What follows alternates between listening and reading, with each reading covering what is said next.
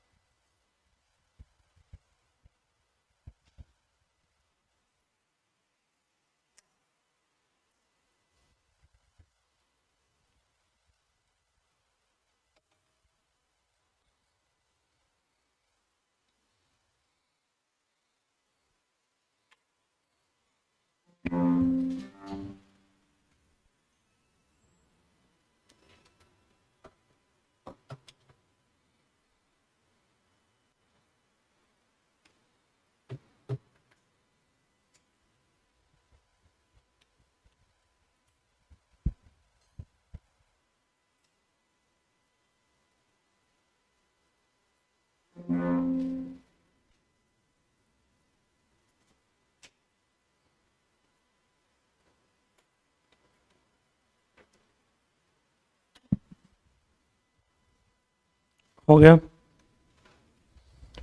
Number of proton Z, proton plus neutron A. अच्छा, neutron निकालना हो तो किसी को, नंबर ऑफ न्यूट्रॉन्स कैलकुलेट करना हो तो मास नंबर में से एटॉमिक नंबर हटा दो। मास नंबर क्या होता है, प्रोटॉन और न्यूट्रॉन का सम, और एटॉमिक नंबर होता है प्रोटॉन। तो न्यूट्रॉन और प्रोटॉन में से प्रोटॉन हटा दिए तो क्या बच गया, तो ए माइनस जेड से आप क्या निकाल सकते हो, नंबर ऑफ न्यूट्रॉन। तो कभी कभी नीट में डायरेक्ट क्वेश्चन ही आ गए इनके नंबर पे ही कि प्रोटॉन का नंबर क्या होगा, इलेक्ट्रॉन का नंबर क्या होगा, न्यूट्रॉन का नंबर क्या होगा। तो बेसिक चीजें पता होना चाहिए। फिर अगली हेडिंग, आगे अगर हम बढ़े तो आपको खुद से करना है। केमिस्ट्री में लिखा हुआ हो सकता है, नहीं लिखा हुआ हो तो अपने हिसाब से बुक्स में आप देख लेना। Isotope, isobar, iso electronic, isodiaphers, आइसोएस्टर्स, ठीक है। जितनी डेफिनेशंस पॉसिबल है वो 4-5 जितनी होती, मुझे नहीं आइडिया, वो आप लोगों को करना है, ठीक है। फिजिक्स में आइसोटॉप, आइसोबार, इन पे नॉर्मली वैसे क्वेश्चंस नहीं आता कभी भी कि आइसोटॉप क्या है, आइसोबार क्या है, सारी चीजें अपने काम की नहीं है। आगे बढ़ते हैं, नेक्स्ट हेडिंग। हाँ भैया, अब एटम दो चीजों से मिलकर बना हुआ है। कौन कौन सी दो चीजों से मिलकर बना हुआ है, एक तो उसमें है न्यूक्लियस और साथ में कौन है, इलेक्ट्रॉन्स। लेकिन ये बात हमको पहले से पता थी क्या, नहीं। डिस्कवरी ऑफ न्यूक्लियस किसने किया, रदरफोर्ड। तो लिखिए रदरफोर्ड एक्सपेरिमेंट।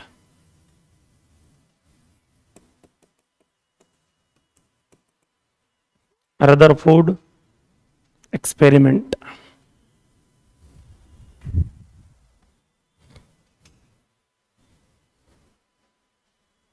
क्या किया इनने, क्या किया था इन्होंने, इन्होंने गोल्ड फॉइल लिया और उस पे फेंके इधर से क्या, अल्फा पार्टिकल्स। तो इन्होंने ये देखा कि मेजोरिटी ऑफ अल्फा पार्टिकल जो है वो क्या होते हैं, मतलब सीधे ही निकल गए, है ना। कुछ अल्फा पार्टिकल ऐसे हुए थे जो डेविएट हुए, मेजोरिटी ऑफ अल्फा पार्टिकल तो सीधे ही निकल गए। कुछ अल्फा पार्टिकल ऐसे थे जो डेविएट हुए और कुछ अल्फा पार्टिकल ऐसे थे जो घूम के वापिस आ गए। कुछ अल्फा पार्टिकल ऐसे थे जो घूम के वापिस आ गए।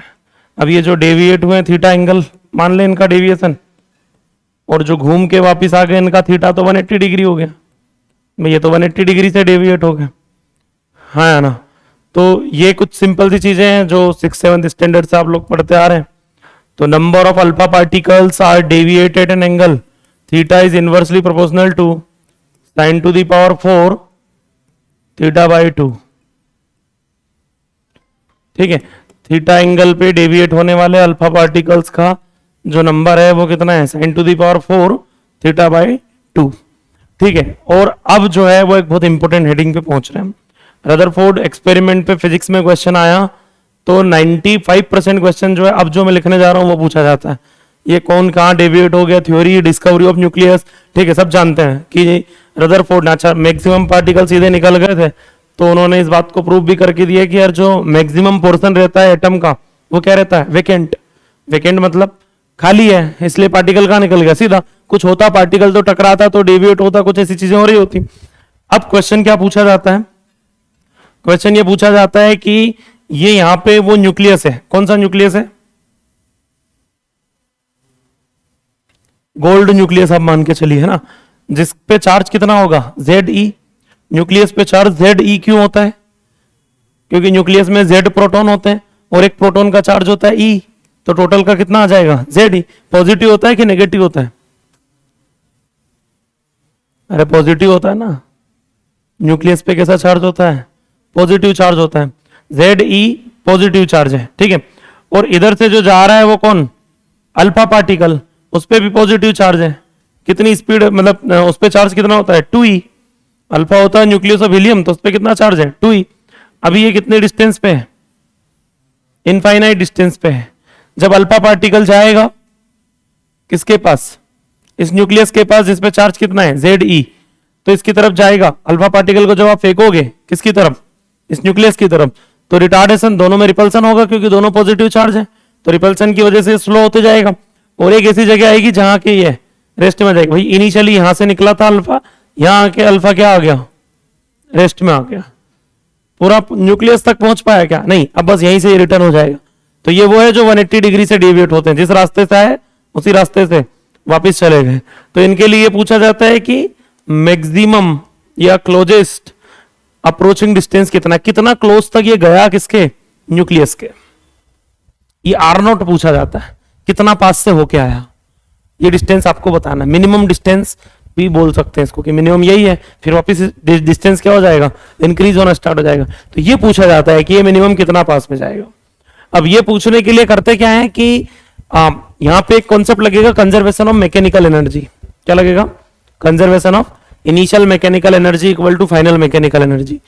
अब मैकेनिकल एनर्जी में दो एनर्जी होती है, काइनेटिक और पोटेंशियल। अब काइनेटिक देने के दो तरीके हैं, एक तो हाफ mv²। मान लो इस मार्कर का मुझे आपको काइनेटिक एनर्जी देना, तो मैं मजबूरी है, मैं क्या करूंगा, मतलब मास बता सकता हूं और वेलोसिटी बता सकता हूं।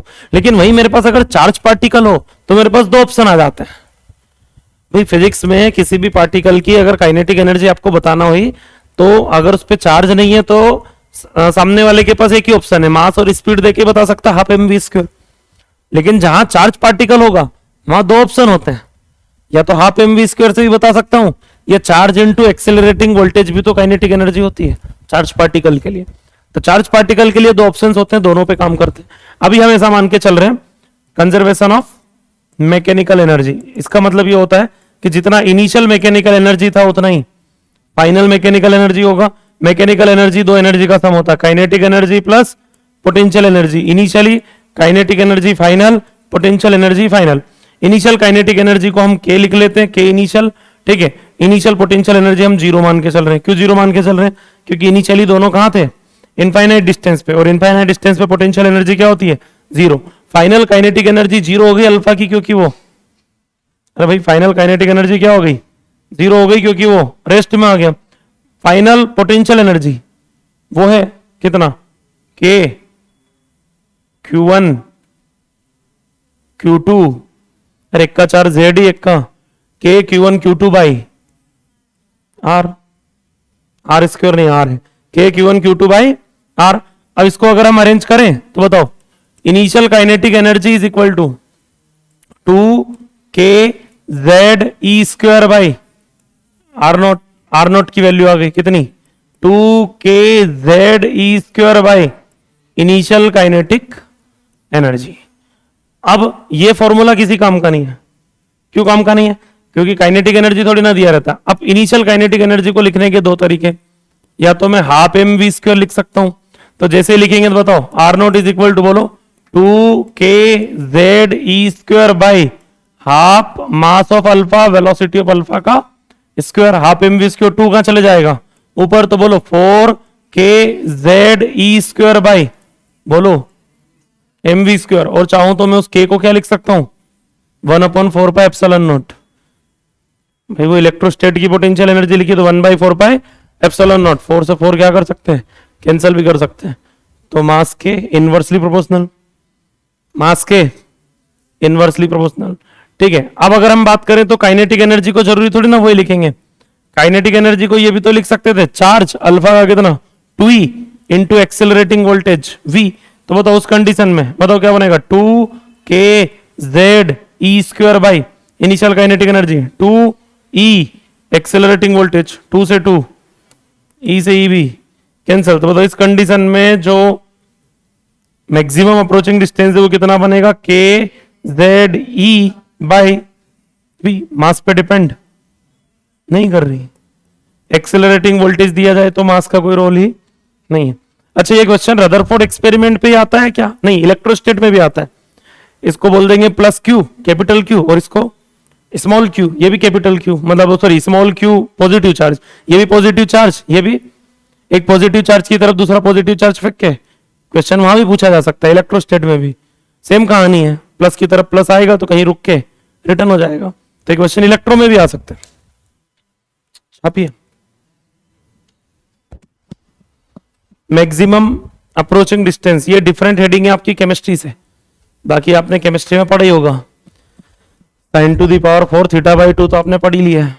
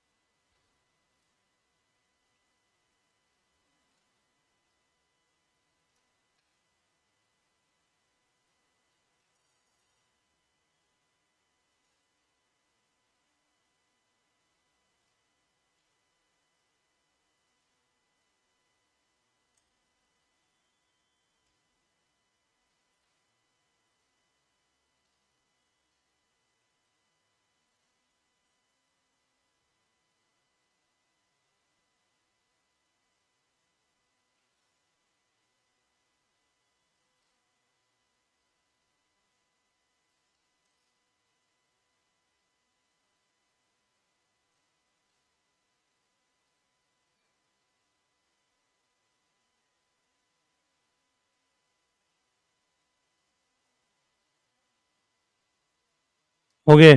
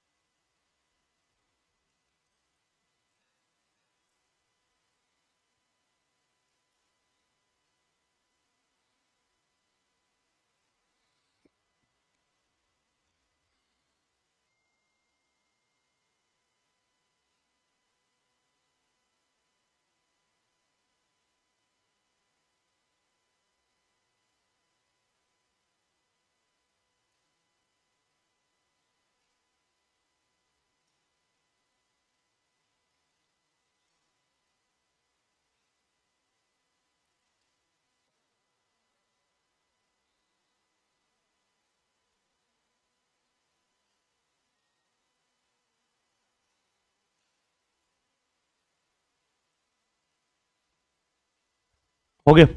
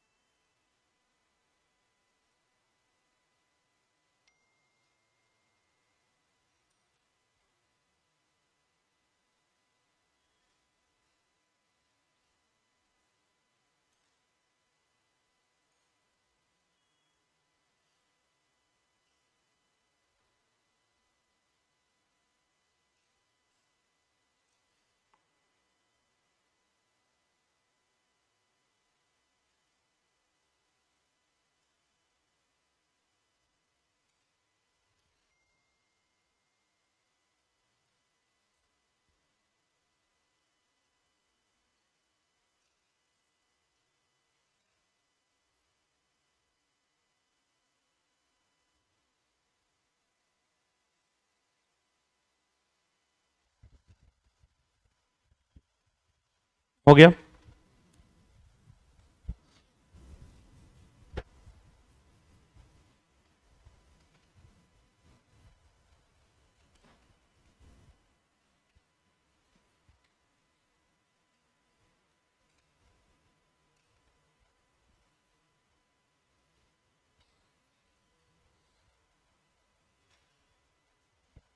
Next heading,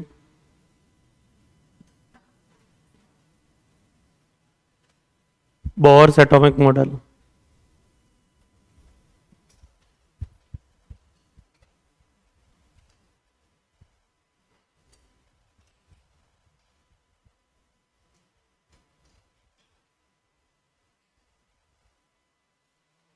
Bohr's atomic model, बढ़े आगे। अभी तो क्या बोलते हैं बोर? वो बोलते हैं कि किसी भी एटम में न्यूक्लियस के चारों तरफ इलेक्ट्रॉन जो है वो एक सर्कुलर ऑर्बिट में घूमते हैं। ये न्यूक्लियस हो गया और ये सर्कुलर ऑर्बिट हो गया जिसमें इलेक्ट्रॉन सर्कल में घूम रहा होता है। और इस सर्कल का रेडियस कितना, आर, इलेक्ट्रॉन का वेलोसिटी कितना, वी। इससे रिलेटेड कुछ रिजल्ट जो है वो बोहर ने रेडी करके दिए। लेकिन बोहर का जो एटॉमिक मॉडल है वो वन इलेक्ट्रॉन स्पीसीज के लिए वैलिड है only.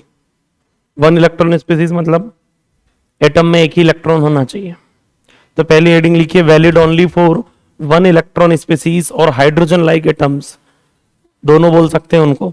Valid only for one electron species और hydrogen like atoms, valid only for one electron species और hydrogen like atom,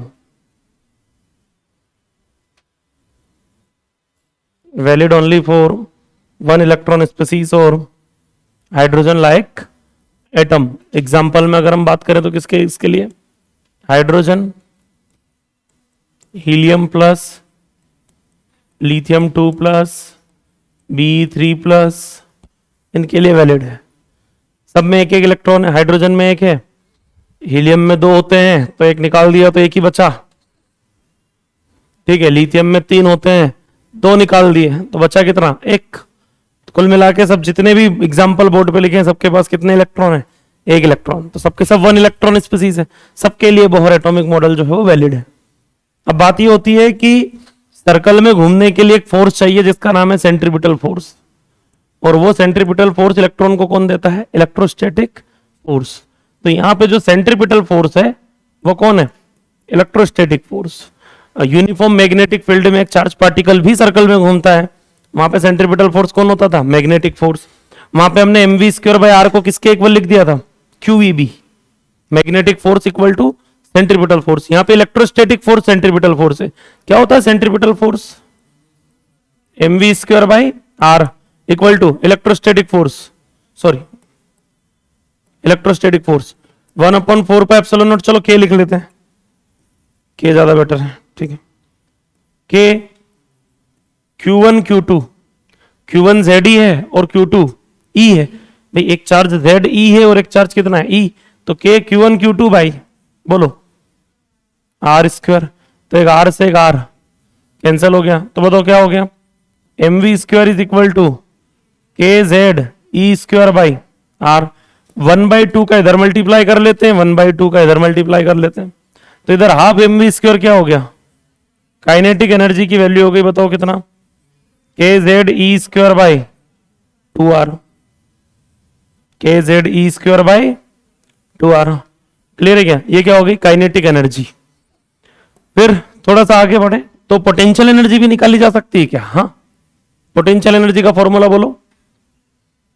electrostatic potential energy कितनी होती है? इलेक्ट्रोस्टैटिक में पोटेंशियल एनर्जी के Q1 Q2 बाई आर। तो बताओ के तो के है, Q1 क्या है? Q1 Q2 ZE और E ZE square. Potential energy के फॉर्मूले में हम चार्ज को विद साइन रखते हैं, तो इलेक्ट्रॉन पे चार्ज होता है माइनस, तो उसको माइनस रखूंगा तो यहां आगे क्या आ जाएगा? माइनस के Q1 Q2 बाई बोलो आर। ये क्या निकल गई? पोटेंशियल एनर्जी निकल गई, ठीक है।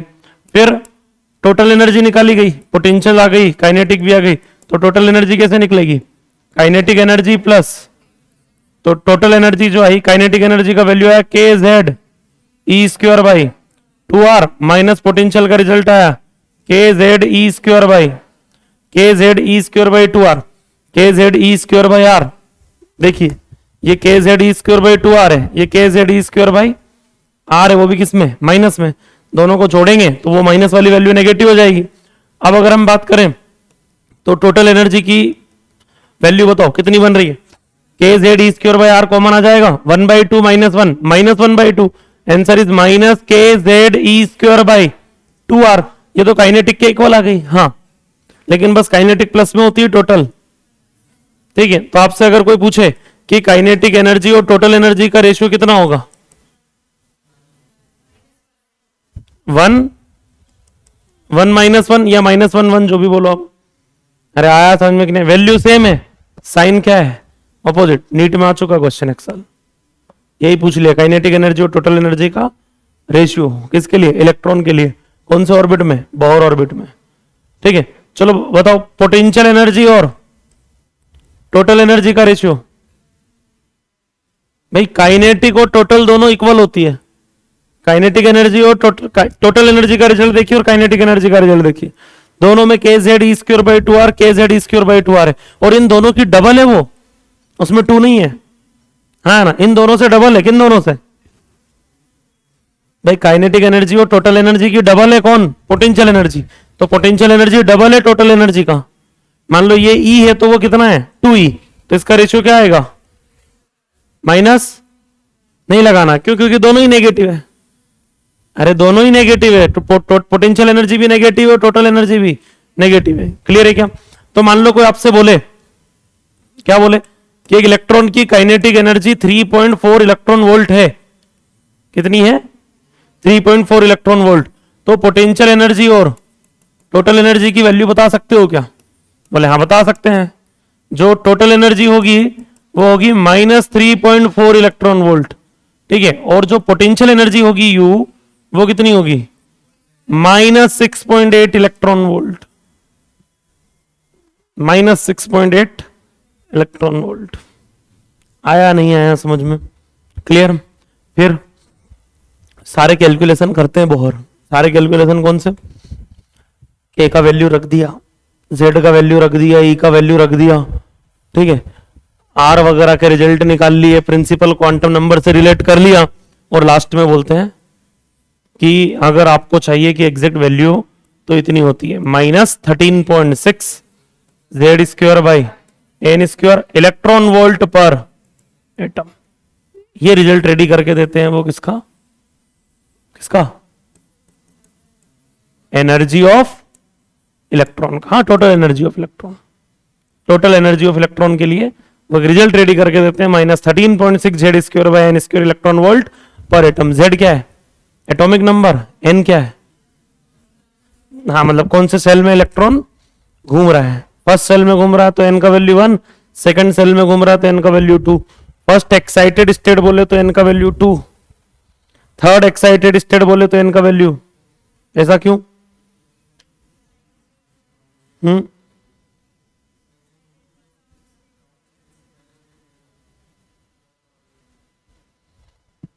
ग्राउंड स्टेट है उसका N इक्वल टू 1, मतलब इलेक्ट्रॉन फर्स्ट फ्लोर पे तो रहता ही है, ठीक है। तो एक्साइटेड स्टेट में जाएगा, पहली बार पहली एक्साइटेड स्टेट में भी पहुंचेगा तो कहां पहुंच जाएगा? सेकंड फ्लोर पे, क्योंकि 1 पे तो वो रहता है, तो कहां पहुंचेगा? 2 पे।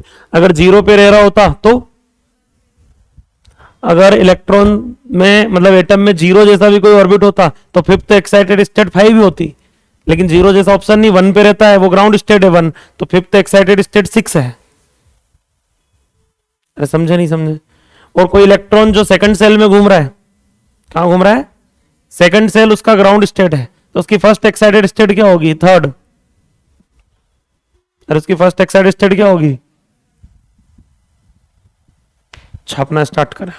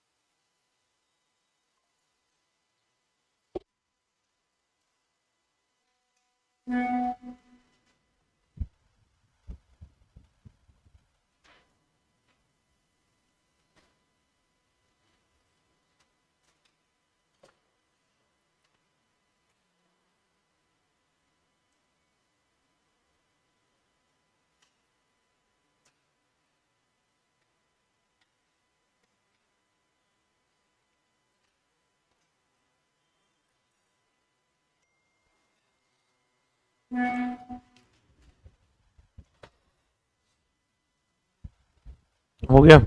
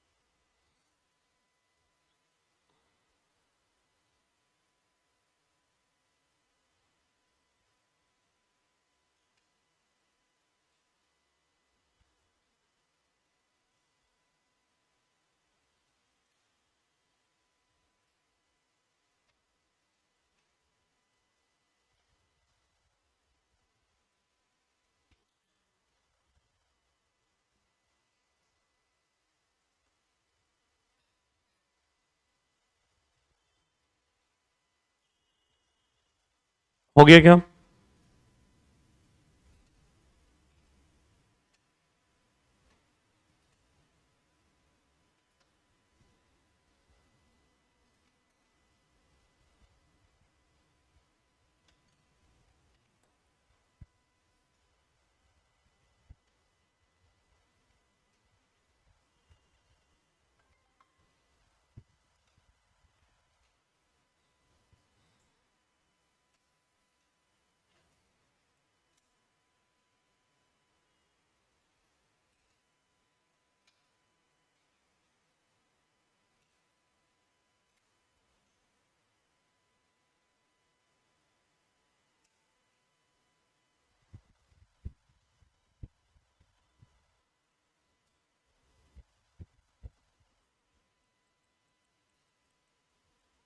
हो गया अभी।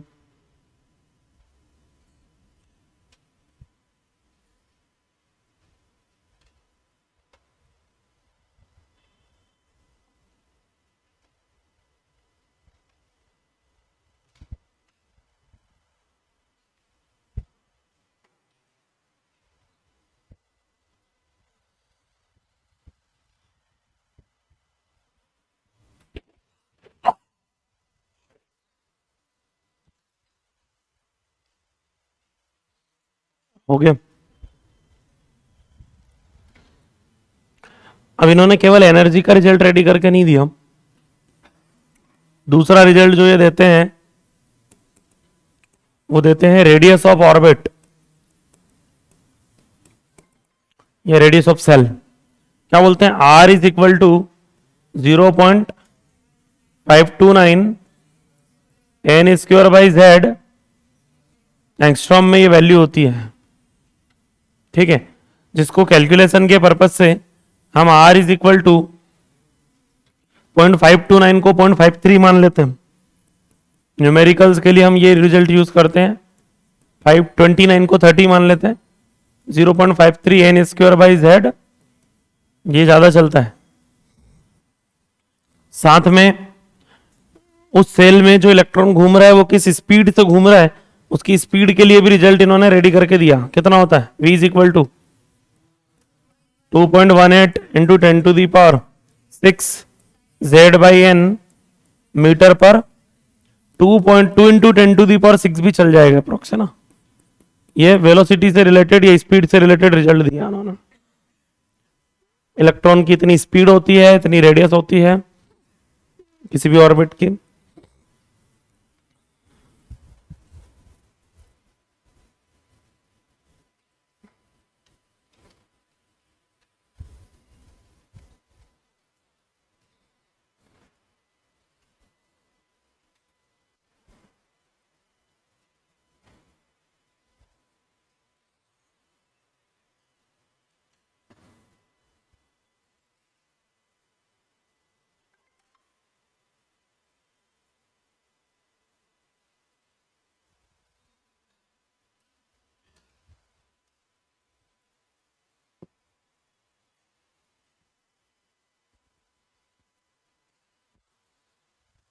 हो गया।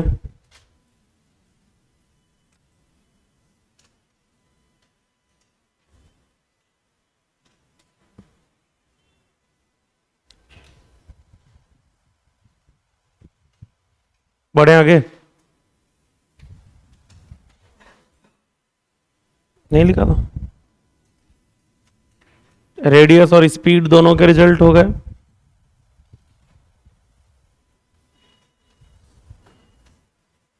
देखिए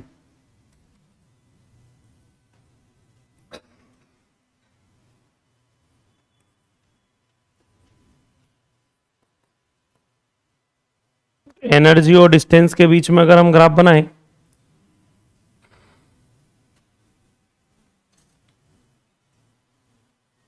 तो कुछ इस टाइप के ग्राफ हमको देखने को मिलते हैं।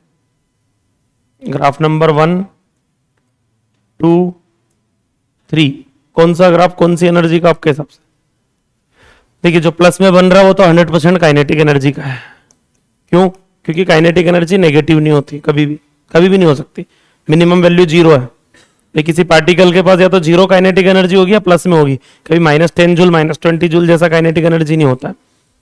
तो काइनेटिक एनर्जी का ग्राफ हो गया फर्स्ट, मतलब डिस्टेंस बढ़ने पे काइनेटिक एनर्जी क्या होती है, डिक्रीज होती है, ठीक है। और ये दोनों ग्राफ जो इनमें से एक पोटेंशियल एनर्जी का और एक टोटल एनर्जी का है, तो आपके हिसाब से पोटेंशियल का कौन सा और टोटल का कौन सा?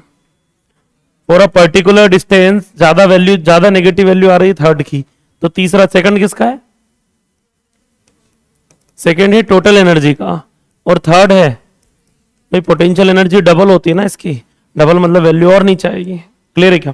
तो अब हमसे एक चीज पूछी जाती है कि आर बढ़ने पे क्या होगा, आर बढ़ने पे क्या होगा, मतलब जैसे मान लो एक एटम है, उस एटम में इलेक्ट्रॉन फर्स्ट सेल में घूम रहा है, फर्स्ट सेल से उसको फोर्थ सेल में लेके जाएं, मतलब एक्साइटेड स्टेट में अगर हम उसको लेके जाएं तो क्या फर्क पड़ता है? तो भाई आर बढ़ने पे काइनेटिक एनर्जी डिक्रीज होता है, काइनेटिक एनर्जी क्या होता है, डिक्रीज होता है, टोटल एनर्जी बढ़ता है, पोटेंशियल एनर्जी बढ़ता है। ऐसा क्यों? क्योंकि आर बढ़ने पे ये माइनस में डिक्रीज हो रहा है, और माइनस में कम होने का मतलब होता है बढ़ना है। सब आर के इनवर्सली प्रोपोर्शनल, वैल्यू हमने क्या देखी, के Z E square by 2r, K Z E square by 2r, लेकिन ये दोनों नेगेटिव है तो ये दोनों बढ़ती है। कौन दोनों बढ़ती है? तो मैं अगर आपसे बोलूं कि एक बोहर ऑर्बिट में एक हाइड्रोजन लाइक एटम है जिसके सेकंड ऑर्बिट में इलेक्ट्रॉन घूम रहा है या फोर्थ ऑर्बिट में घूम रहा है, तो ज्यादा एनर्जी किसके पास होगी? ज्यादा एनर्जी सेकंड ऑर्बिट में होगी या फोर्थ ऑर्बिट में होगी इलेक्ट्रॉन के पास? नहीं, एनर्जी मतलब टोटल एनर्जी, फिर कुछ नहीं बोला जाए तो आपको टोटल कंसीडर करके चलना ही पड़ेगा। तो ज्यादा एनर्जी कहां होगी? फोर्थ में। भाई जैसे जैसे आउटर सेल की तरफ मूव करते हैं टोटल एनर्जी बढ़ता है, पोटेंशियल एनर्जी ज्यादा कहां होगी? फोर्थ में, ठीक है। काइनेटिक एनर्जी ज्यादा कहां होगी? सेकंड में। जितने अंदर का सेल काइनेटिक एनर्जी उतनी ज्यादा, जितने बाहर का सेल पोटेंशियल एनर्जी और टोटल एनर्जी उतनी ज्यादा। मतलब बाहर जाने पे काइनेटिक एनर्जी कम होता है, पोटेंशियल और टोटल एनर्जी बढ़ता है। आपको रटने की रिक्वायरमेंट भी नहीं है, टोटल और पोटेंशियल के साइन सेम है, दोनों नेगेटिव नेगेटिव होती है। एक बात बताओ, एक इलेक्ट्रॉन को ग्राउंड स्टेट से एक्साइटेड स्टेट में भेजने के लिए एनर्जी देना पड़ता है कि एनर्जी निकलता है?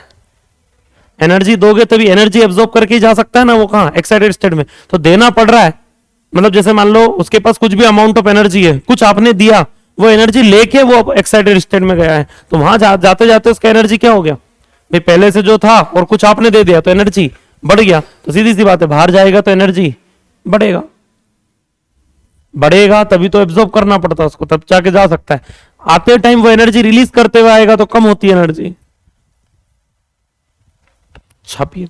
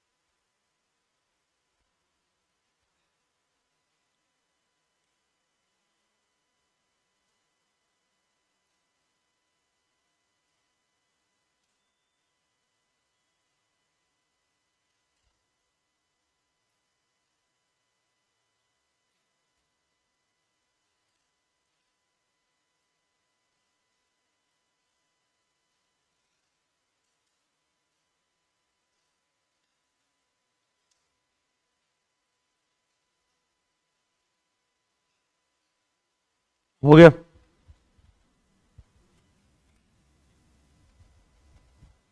तो इसका मतलब ये हुआ कि एक एटम में एक इलेक्ट्रॉन अगर N1 सेल में घूम रहा था और हम चाहते हैं कि वो कहां चले जाए? N2 में चले जाए, N1 से N2 में चले जाए। तो N1 से N2 में भेजने के लिए एनर्जी देना पड़ेगी, कुछ एनर्जी रिक्वायर्ड होगी। कितना अमाउंट ऑफ एनर्जी देना पड़ेगा आपके हिसाब से? अमाउंट ऑफ एनर्जी कितना चाहिए होगा N1 से N2 में भेजने के लिए? देखिए मैं ऐसा मान के चल रहा हूं कि N1 सेल में उसका एनर्जी है E1 और N2 सेल में उसका एनर्जी क्या है? E2। कौन सा एनर्जी ज्यादा होगा, E1 या E2? E2। भाई E1 है पहले से, उसमें कुछ जुड़ेगा और कितना हो जाएगा वो? E2 हो जाएगा।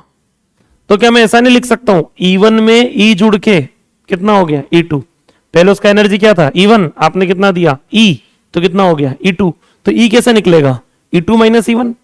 यहां का एनर्जी में से यहां का एनर्जी क्या कर दो? माइनस कर दो, तो दोनों के बीच में, दोनों सेल के बीच में एनर्जी का डिफरेंस पता चल जाएगा। वो डिफरेंस आपको देना पड़ेगा। समझ में आ रहा कुछ क्या बोलना चाह रहा हूं? N1 सेल और N2 सेल में जो एनर्जी है इलेक्ट्रॉन की, उन एनर्जी का क्या ले लो? डिफरेंस ले लो। वही अमाउंट आपको देना पड़ेगा वहां से वहां भेजने के लिए। जाते टाइम वो अमाउंट आपको देना पड़ेगा और N2 से N1 में आएगा तो वही अमाउंट वो रिलीज करते हुए आएगा, वही एनर्जी रिलीज हो रही होगी। ठीक है, तो दोनों क्वेश्चन पूछे जाते हैं। N1 से N2 में भेजने के लिए कितना अमाउंट ऑफ एनर्जी आपको रिक्वायर्ड होगा, या ये भी पूछा जाता है कि N2 से जब N1 पे आएगा तो क्या अमाउंट ऑफ एनर्जी वो रिलीज करेगा। अभी हम एनर्जी रिक्वायर्ड पे बात कर लेते हैं थोड़ा सा। कितना एनर्जी रिक्वायर्ड होगा? तो ये एनर्जी लगेगा कितना? E2 minus E1। कितना लगेगा? E2 minus E1।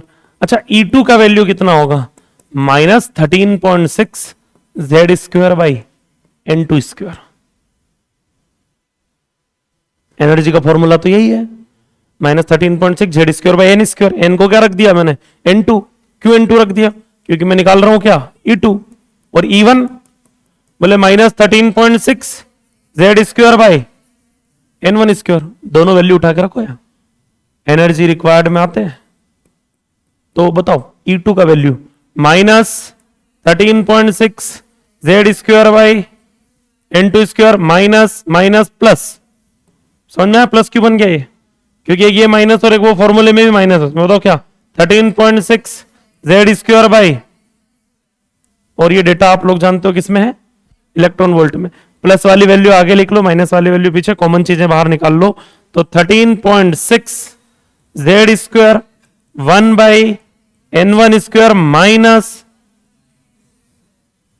ठीक है, ये माइनस वाला N2 स्क्वायर उधर लिख दिया, प्लस वाला इधर। Amount of energy is required. N1 से N2 में भेजने के लिए ये अमाउंट ऑफ एनर्जी आपको देना पड़ेगा। अब मुझे बोला गया कि एक इलेक्ट्रॉन को N से भेजना है, कहां पे? मतलब एटम के बाहर। मुझे कौन से N सेल से उठा के इलेक्ट्रॉन को कहां फेंक देना है? एटम के बाहर। अब मैं इलेक्ट्रॉन को एटम के बाहर फेंक दूंगा तो जो एटम में है उस पर +1 चार्ज आ जाएगा। जैसे सोडियम में से एक इलेक्ट्रॉन निकल जाता तो वो क्या बन जाता? Na+। ठीक है, तो पहले वो न्यूट्रल एटम था, बाद में वो क्या बन गया? आयोनाइज्ड एटम बन गया। आयन बन गया ना, मतलब उस पर चार्ज आ गया। कैसा चार्ज आ गया? Positive charge. तो इलेक्ट्रॉन को एटम से बाहर निकालते हो जब आप, तो एटम जो है वो आयोनाइज्ड हो जाता है, इसलिए उस एनर्जी का नाम रखा गया आयोनाइजेशन एनर्जी। तो आयोनाइजेशन एनर्जी वो अमाउंट ऑफ एनर्जी है जो किसी भी एटम में से इलेक्ट्रॉन निकालने के लिए क्या होती है? रिक्वायर्ड होती है। इलेक्ट्रॉन निकालना मतलब कहां भेज देना है? इनफाइनाइट पे। तो N1 N हो जाएगा और N2 क्या हो जाएगा? इनफाइनाइट। तो बताओ आयोनाइजेशन एनर्जी की अगर हम बात करें तो वैल्यू कितनी होगी आयोनाइजेशन एनर्जी की? Ionisation energy is equal to 13.6 Z square 1 by N1 square minus 1 by, और 1 बाई इनफाइनाइट क्या है? 0। तो किसी भी सेल का आयोनाइजेशन एनर्जी बताओ कितना होता है? 13.6 Z square by N square. Ionisation energy का ये वैल्यू होता है 13.6 Z square by N square electron volt. तो ये तो वही रिजल्ट है जो टोटल एनर्जी का है। एग्जैक्टली वो माइनस होती है, प्लस होती है। मतलब वहां पे किसी सेल में मान लो इलेक्ट्रॉन का टोटल एनर्जी -4.2 है, आप दे दो +4.2, और जब -4.2 से +4.2 मिलता है तो हो गया सत्यानाश, मतलब 0 हो गई टोटल। ठीक है, टोटल एनर्जी कितनी हो गई? टोटल एनर्जी 0 हो गई, मतलब इलेक्ट्रॉन कहां चले गया? एटम के बाहर। वही तो आयोनाइजेशन एनर्जी है। टोटल एनर्जी का जो मैग्नीट्यूड है वही आयोनाइजेशन एनर्जी, लेकिन आयोनाइजेशन एनर्जी प्लस में है टोटल एनर्जी माइनस में। तो इलेक्ट्रॉन एनर्जी रखता है नेगेटिव, आपको देना पड़ेगा सेम अमाउंट पॉजिटिव, तो इलेक्ट्रॉन क्या हो जाएगा, आयोनाइज्ड हो जाएगा। अब मुझे बोला गया कि हाइड्रोजन के सेकंड सेल में से एक इलेक्ट्रॉन निकालना है, तो आयोनाइजेशन एनर्जी क्या होगी, सेकंड सेल से उठाना, तो 2 का स्क्वायर क्या हो जाएगा 4, ये रख देंगे। ग्राउंड स्टेट का आयोनाइजेशन एनर्जी क्या होगा भाई, ग्राउंड स्टेट से उठाना है तो 1, तो 13.6 से आंसर आ जाएगा। हाइड्रोजन है तो Z का वैल्यू क्या हो गया, हाइड्रोजन एटम के लिए, डिफरेंट एटम्स के लिए वैल्यू डिफरेंट होती, सबकी आयोनाइजेशन एनर्जी इक्वल नहीं होगी। ठीक है, फर्स्ट सेल में हाइड्रोजन से इलेक्ट्रॉन उठाना आसान है, हीलियम से उठाना टफ है, क्योंकि हीलियम का Z जो है वो 2 है, 2 का स्क्वायर क्या बनेगा 4। दोनों के फर्स्ट सेल में से अगर इलेक्ट्रॉन निकालने के लिए बोला जाए तो आसानी से इलेक्ट्रॉन निकाल सकता हूं, किसमें से, हाइड्रोजन में से। थोड़ा सा टफ हो जाएगा किसके लिए, अरे समझ में आ रहा कि नहीं आ रहा, लिथियम के लिए और टफ हो जाएगा। अरे लिथियम के लिए क्या हो जाएगा, और टफ हो जाएगा, क्यों, क्योंकि उसका जो Z होता है वो कितना होता है। लेकिन आशीष सर ने तो पढ़ाया है कि लिथियम जो है वो मेटल्स की कैटेगरी में आता है, तो इनर्ट गैस से इलेक्ट्रॉन निकालना टफ है, लेकिन उससे निकालना तो आसान है। किससे, लिथियम से। लिथियम से इलेक्ट्रॉन निकालना आसान है कि हीलियम से इलेक्ट्रॉन निकालना आसान है,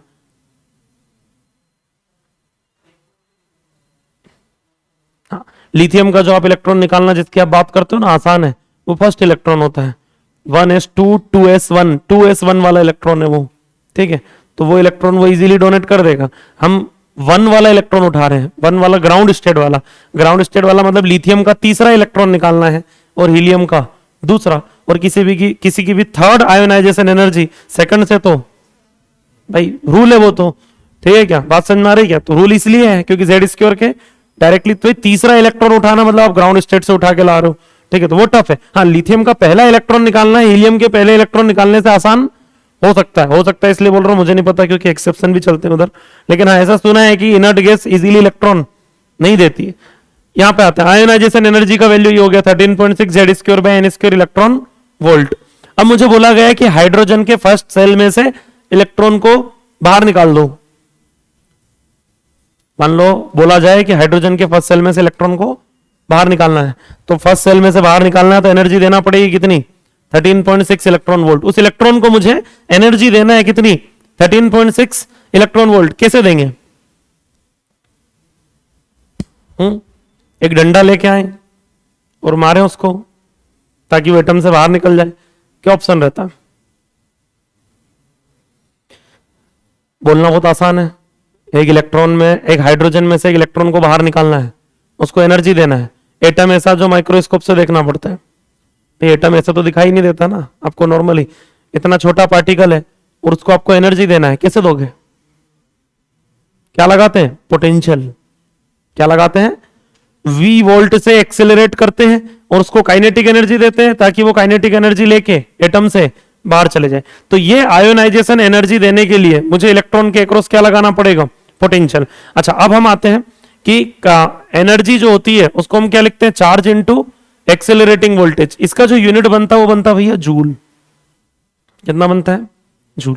और अगर एनर्जी को charge into accelerating voltage divided by 1.6 into 10⁻⁻19 से डिवाइड कर दो तो आंसर क्या बन जाता है, इलेक्ट्रॉन वोल्ट। भाई normally charge into accelerating voltage से जो एनर्जी आती है किसी चार्ज पार्टिकल की, वो क्या आती है, जूल।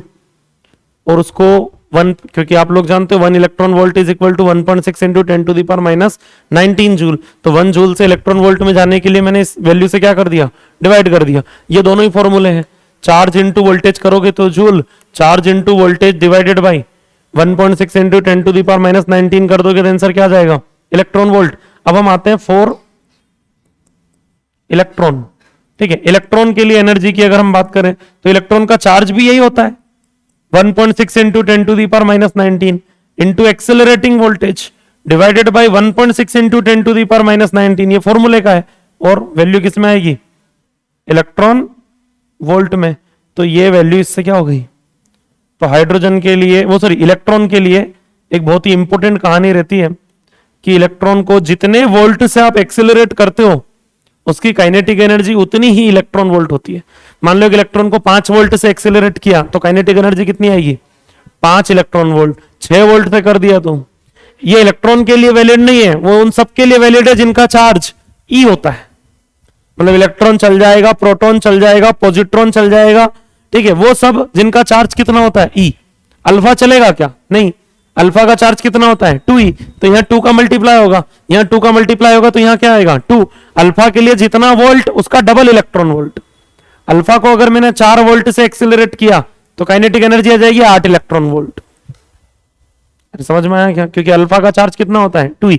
जिनके जिनके चार्ज ई है, क्या बोला मैंने, जिनके जिनके चार्ज क्या है, जिनके चार्ज जो है वो ई है, उनके लिए एक पॉइंट याद रखना, क्या, जितने वोल्ट उतना इलेक्ट्रॉन वोल्ट एनर्जी, जितने वोल्ट से उनको एक्सिलरेट करोगे उतने ही क्या आ जाएगा इलेक्ट्रॉन वोल्ट। और जिनके चार्ज 2e है डबल, 3e है तो ट्रिपल। कितना ई का कितने टाइम है, जैसे मान लो मेरे पास एक इलेक्ट्रॉन, मतलब ऐसा कोई पार्टिकल है जिसपे चार्ज 5e है, तो बोले जितना वोल्ट उसका 5 टाइम इलेक्ट्रॉन वोल्ट। मान लो मैंने इसको 3 वोल्ट से एक्सिलरेट किया तो इसकी काइनेटिक एनर्जी होगी 15 इलेक्ट्रॉन वोल्ट। निकाल पाओगे अब? जिनके चार्ज ई है उनके लिए जितना वोल्ट उतने इलेक्ट्रॉन वोल्ट। तो ये आयोनाइजेशन एनर्जी है। एक इलेक्ट्रॉन को मुझे हाइड्रोजन एटम से बाहर निकालना है, तो हाइड्रोजन एटम से बाहर निकालने के लिए मुझे इतने इलेक्ट्रॉन वोल्ट की एनर्जी देनी। कितने इलेक्ट्रॉन वोल्ट की? 13.6 Z square by N square electron volt का एनर्जी मुझे देना है। किसको देना है? इलेक्ट्रॉन को। और इलेक्ट्रॉन के लिए जितना वोल्ट होता है उतना ही इलेक्ट्रॉन वोल्ट होता है। तो एक हेडिंग आती है क्या, आयोनाइजेशन पोटेंशियल। आयोनाइजेशन पोटेंशियल की वैल्यू होती है 13.6 Z square by N square volt. भाई यूनिट वोल्ट आएगी क्योंकि पोटेंशियल है, इलेक्ट्रॉन वोल्ट नहीं आएगा। भाई उतने इलेक्ट्रॉन वोल्ट एनर्जी देने के लिए उतने ही वोल्ट का क्या लगाना पड़ेगा, वोल्टेज। इसलिए आप केमिस्ट्री में पीरियोडिसिटी में आयोनाइजेशन एनर्जी और आयोनाइजेशन पोटेंशियल का ऑर्डर सेम पढ़ते हैं।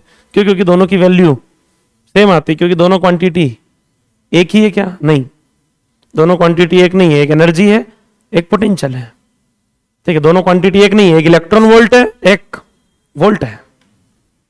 हाँ, वैल्यू सेम आ रही, न्यूमेरिकल वैल्यू ये आप बोल सकते हैं। छापे, उम्मीद है मुझे आप लोगों को समझ में आ रहा होगा क्या चल रहा है।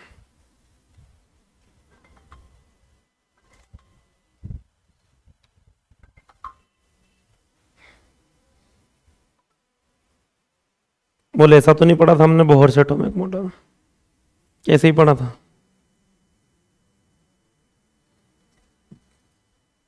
क्यों?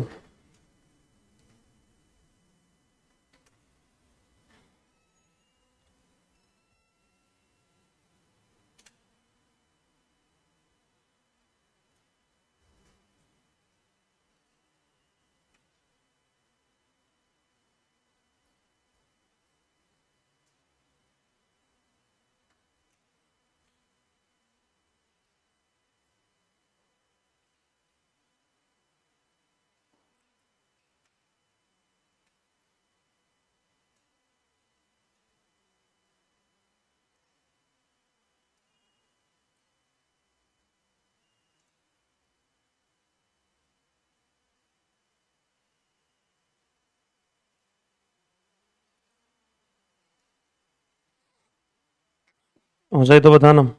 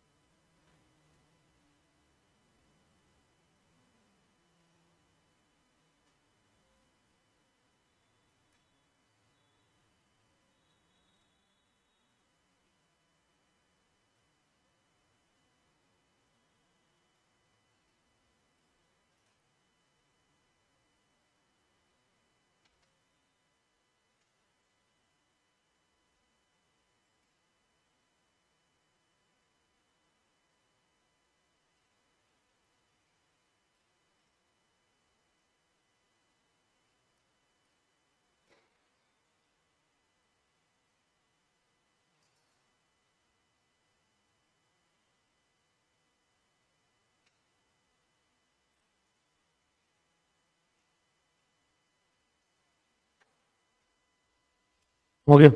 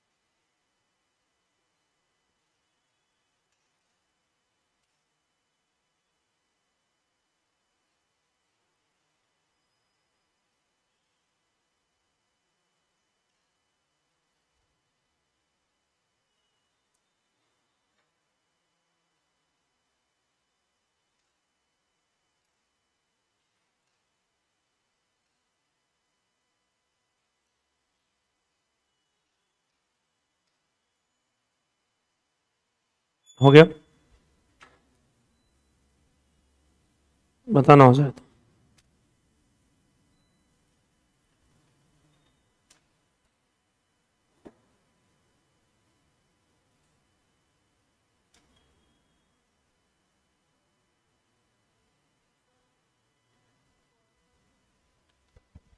फॉर इलेक्ट्रॉन्स,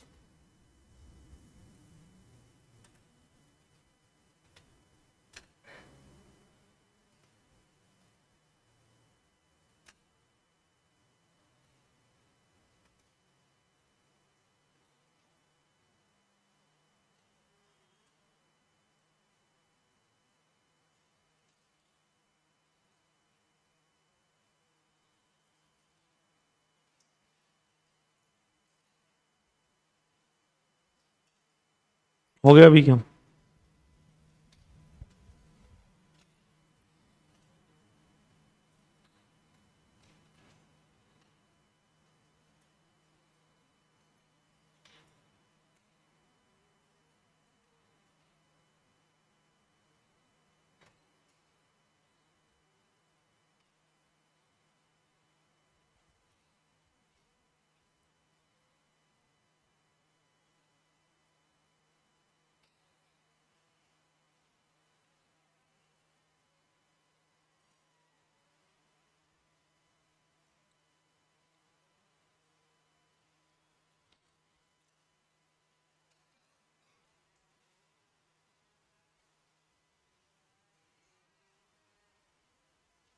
हो गया,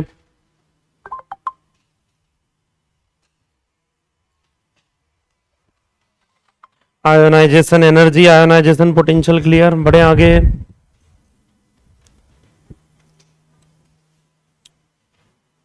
अब हम कुछ फॉर्मूले हैं जिनको यूज कर रहे हैं, मतलब जैसे एनर्जी वगैरह का तो काम नहीं आता एनर्जी तो। रेडियस डायरेक्टली प्रोपोर्शनल है एन स्क्वायर बाई जेड के, वेलोसिटी डायरेक्टली प्रोपोर्शनल है जेड बाई एन के, इनको हम यूज करेंगे अब। ठीक है, स्टार्ट करते हैं एक एक करके। पहला omega, V equal to R omega, V equal to R omega, omega equal to V by R, और V डायरेक्टली प्रोपोर्शनल है Z बाई एन के, और R डायरेक्टली प्रोपोर्शनल है एन स्क्वायर बाई Z के।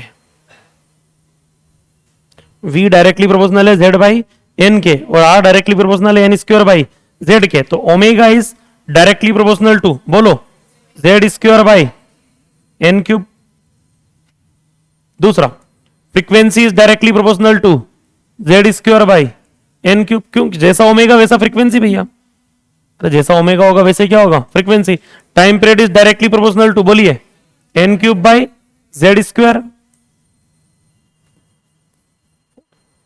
ये हो गया ओमेगा, फ्रीक्वेंसी और टाइम पीरियड। ठीक है, इक्विवेलेंट करंट आई, आई का वैल्यू क्या होता है? Q by T, charge by time period. Charge तो इलेक्ट्रॉन का चार्ज है तो वो तो डिपेंड करता नहीं, टाइम पीरियड का उल्टा हो गया, कौन? करंट। तो current is directly proportional to, बोलिए, इक्विवेलेंट करंट। वापिस से वही जेड स्क्वायर बाई भाई 1 बाई टाइम पीरियड, मतलब वही फ्रीक्वेंसी वाला रिजल्ट हो गया।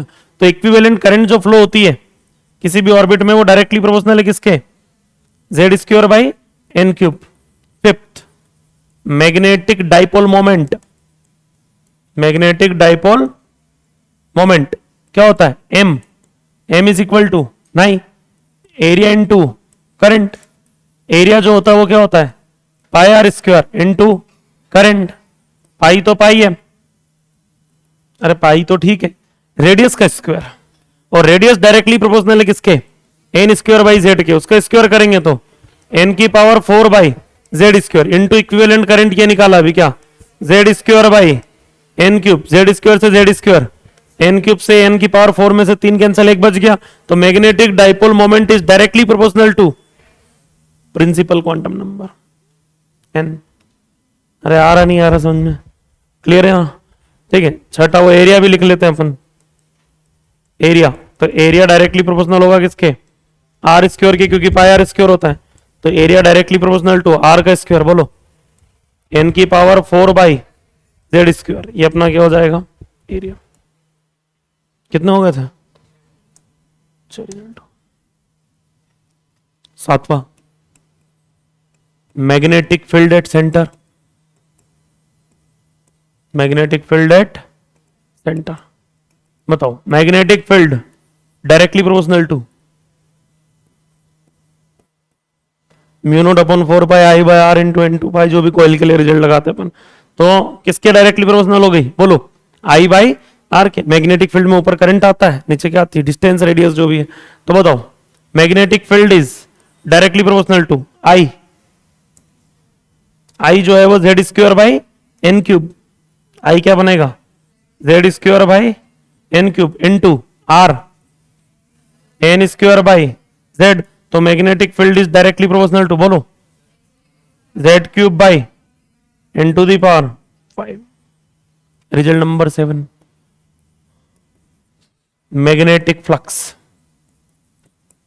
क्या होता है, magnetic flux phi equal to B into A, है ना, तो phi directly proportional to B का रिजल्ट बोलो क्या देखा अभी हमने, Z cube by N to the power 4, oh sorry N to the power 5, और एरिया का रिजल्ट ये रहा एन की power 4 by Z square, N की पावर 4 बाई जेड स्क्वायर, ठीक है क्या। तो flux is directly proportional to क्या दिख रहा आपको, ठीक है क्या, क्या बन गया जेड बाई वही जो वेलोसिटी बन रही है, हाँ है ना। 9th, momentum P, momentum directly proportional होता है वेलोसिटी के, और वेलोसिटी डायरेक्टली प्रोपोर्शनल होती है जेड बाई एन के, तो मोमेंटम भी वही हो गया। 10वां, angular momentum, angular momentum L, ठीक है, एंगुलर मोमेंटम एल का जो फॉर्मूला होता है वो होता है एमवीआर, क्या होता है एमवीआर, तो L is directly proportional to V, V होता है जेड बाई एन और आर होता है N square by Z, Z से जेड इससे ये, तो L is directly proportional to, हालांकि इसका तो रिजल्ट भी जानते हो एन एच अपॉन 2 पाई, अरे एंगुलर मोमेंटम का रिजल्ट क्या होता है एन एच अपॉन, इतना एटॉमिक स्ट्रक्चर तो पढ़ा होगा आप लोगों ने कभी जीवन में, ठीक है, मतलब जिनने पढ़ा है केमिस्ट्री में, एन एच अपॉन 2 पाई, एन ही तो आता है, जेड कहां आता है, एन आता है, एन के डायरेक्टली प्रोपोर्शनल आ रहा है, तो आ भी रहा है एंगुलर मोमेंटम। कितने हो गए 9 और 10 हो गए, हाँ 11वां लिखते हैं, और भी कुछ लिख सकते हैं क्या, क्या बच गया, वैसे तो हो गए सब मैक्सिमम, जो ज्यादा पूछे जाते हैं उनमें पता कौन है, एक तो ये ओमेगा फ्रीक्वेंसी बहुत पूछी जाती है, एक ये मैग्नेटिक डाइपोल मोमेंट, एक ये मैग्नेटिक फील्ड, एंगुलर मोमेंटम के रिजल्ट भी ठीक ठाक पूछ लिए जाते हैं कि कभी न कभी आ जाए, वैसे तो बहुत सारे हैं। फिर देखो ऐसे में जाऊं तो मोमेंट ऑफ इनर्शिया लिख सकते हैं, जैसे क्या लिख सकते हैं, मोमेंट ऑफ इनर्शिया क्या होता है, moment of inertia I, I is equal to M R square, radius के स्क्वायर के डायरेक्टली प्रोपोर्शनल है, तो बताओ R N square by Z, उसका स्क्वायर करेंगे तो एन की पावर 4 बाई जेड स्क्वायर, बहुत सारे रिजल्ट रेडी हो सकते हैं। 12th, काइनेटिक एनर्जी निकाल लो, चलो क्या होती kinetic energy, kinetic energy is equal to बोलो हाफ एम वी स्क्वायर, तो वी स्क्वायर के डायरेक्टली प्रोपोर्शनल, और वी होता है जेड बाई एन, तो बताओ क्या बनेगा जेड स्क्वायर बाई, क्या बन जाएगा जेड स्क्वायर बाई, तो वैसे भी एनर्जी तो Z square by N square ही आ रही थी, 13.6 जेड स्क्वायर बाई टोटल आ रही थी, तो वैसी काइनेटिक आएगी, और क्या बस यार, कितना लिखेंगे ये बहुत है इतना, इनमें से कुछ पूछ लिया जाएगा, और अगर कुछ और पूछा जाए तो फिर आप समझदार है कैसे करना है, कुछ भूला तो नहीं हूं मैं, मैग्नेटिक फ्लक्स हो गया, मैग्नेटिक फील्ड हो गई, इलेक्ट्रिक फील्ड पूछी नहीं जाती है, पूछ ले तो के क्यू बाई आर स्क्वायर कर देना, आर स्क्वायर के इनवर्सली प्रोपोर्शनल, पोटेंशियल के क्यू बाई आर होता है आर के रिजल्ट के इनवर्सली प्रोपोर्शनल, बस ठीक है, ऐसे तो लिखेंगे तो पूरा फिजिक्स लिख सकते हैं, कब तक लिखेंगे।